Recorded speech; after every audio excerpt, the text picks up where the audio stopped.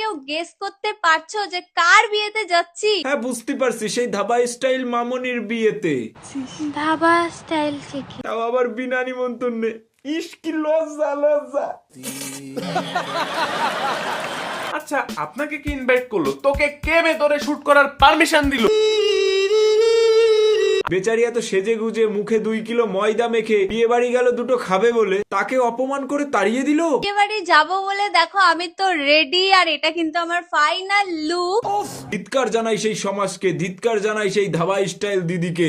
তারা এতদিনে একটা ভালো কাজ করেছে। তোমাকে তো পুরো হিরোইন লাগে। হ্যাঁ তোমাকে পুরো গরিবের রানু মণ্ডল লাগছে। বিনা নিমন্ত্রণে বিয়ে বাড়ি যাবা? 7 থেকে 8 জন লোক যারা আনইনভাইটেড, তারা এসে খেয়ে দিয়ে সুন্দর করে গুছিয়ে ভিডিও করে ব্লগ করে। বলছি সাহেবদা পেনিসের ঘা শুকিয়েছে তো?